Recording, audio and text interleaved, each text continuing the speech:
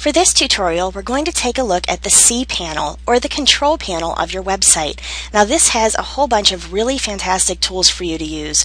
Now this will let you do everything from search engine optimization to adding e-commerce to your sites, to giving you templates, allowing you to control your email address, your files, and domains, and so on. So let's go ahead and take a look at the setup first of all.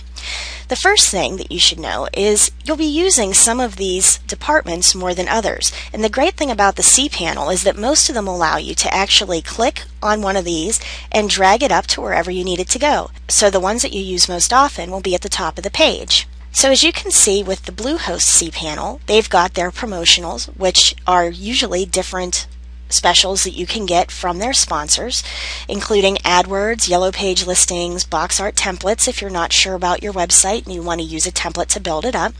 It has partners, and these are different services that you can integrate into your website, including accepting online payments, cloud storage, which is basically having all of your information stored on a remote server, preferences, and there is a getting started wizard here too, so if you'd like to click on that, it will take you through all the ways that you can get started with using your cpanel.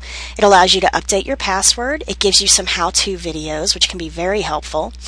You can update your contact and billing information.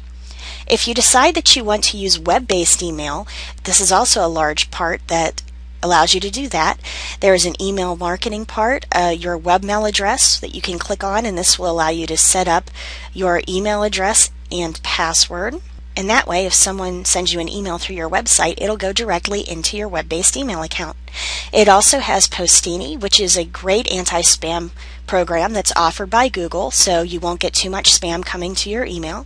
You can set up autoresponders, so if someone sends you an email through your site, they'll automatically receive an email back saying that you've received the email and you'll be responding as soon as possible.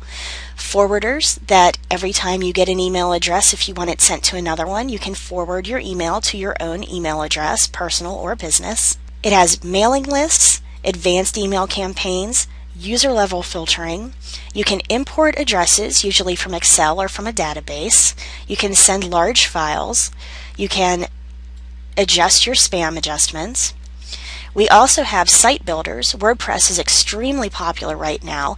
With WordPress, it usually is just kind of a plug-and-play sort of thing. You can put in different functions that'll allow you to update it daily, and you can put in Google and Facebook and all kinds of good things there. You can also use simple scripts and the Weebly website builder from Bluehost. Underneath is your file manager, and this is going to be very, very important. We'll have a site backup and restore, and when you do make changes to your site, you always want to run a site backup and save it to your computer, so if something happens, you can come back later and you can restore your site before anything went wrong. We've got file managers, and the file manager is where you're actually going to go into your server and you're going to load all of your website files onto there. And if you click on that, this will allow you to choose a directory for your website to go in. And once you get to here, it's going to pull up all of your files and allow you to load your website and any widgets you may have, any databases and information. It also is going to show you your disk space usage. It allows you to take a look at your FTP accounts. And the FTP accounts are where you can keep large files of your own for customers or partners to download, or they can upload their stuff to your FTP accounts and you can pull it straight off from there, so it's kind of an easier way to send enormous files to each other. Website movers, you can sign up for unlimited FTP. For logs, this is going to show you how much bandwidth your site is using. It has a webalizer, and the webalizer is going to give you statistics on how many people are coming to your site, where they're going on the site, where they're coming from, their country of origin, things like that. You can choose your log programs. You can take a look at your statistics. You can look at all the statistics of your latest visitors in logs. And these are just great ways of seeing if your site is being successful and if it's being looked at by the people you want it to be looked at. And this will allow you to kind of set up a better marketing campaign. For security, we have ways to password protect directories so people can't get into certain parts of your website without a password. That's very common for sites that have paid information on there that you don't just want anybody being able to get into. You have your SSL and TLS manager. That is your safety settings manager. You can get into there and set that to make sure that your customer's information is private and safe, and yours is as well. We have our domains. Again, you can register a domain. You can transfer a domain, which we'll look at in the next tutorial, and that will allow you to, say, buy a domain on a different site like we did with GoDaddy and then transfer that domain name to your web hosting.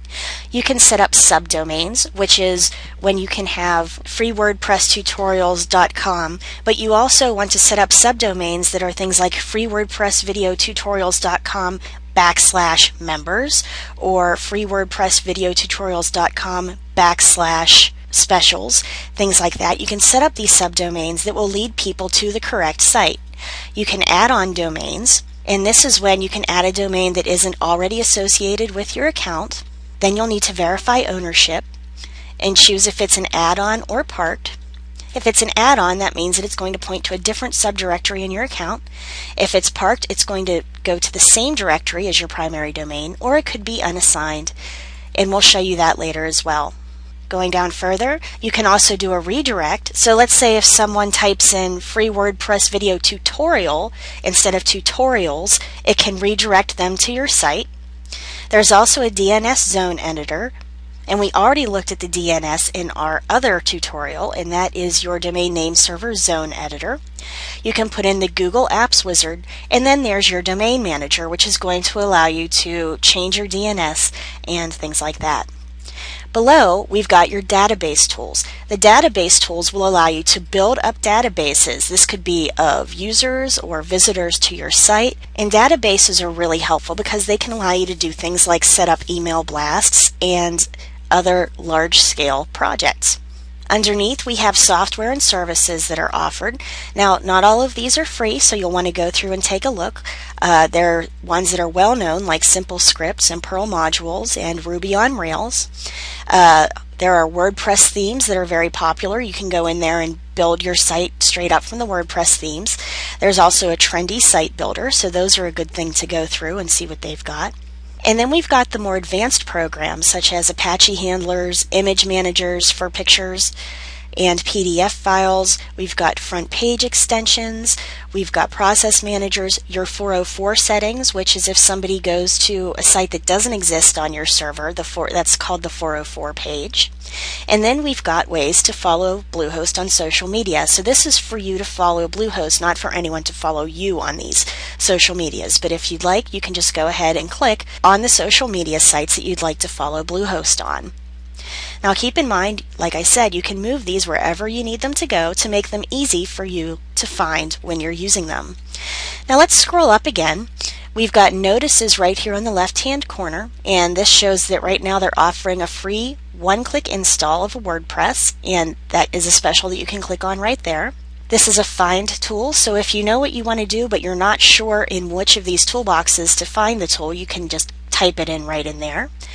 This will show your most frequently accessed areas, which is easy because it'll just take you right to where you're usually visiting, and then your stats. So this shows your main domain name, your username, your home directory, and this is where you'll be putting all of your files for your website, the IP address that you last logged in from, and your monthly bandwidth transfer. And right now I haven't started building my sites yet, so it doesn't have anything.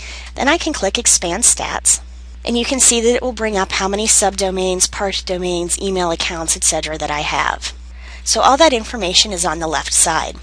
Now if you look over further to the domain manager, basically we can get to the domain manager through the cPanel like I showed you, the site builders, upgrades, all of those things are also under the cPanel. So you can either go through and find them here or click on them along the top.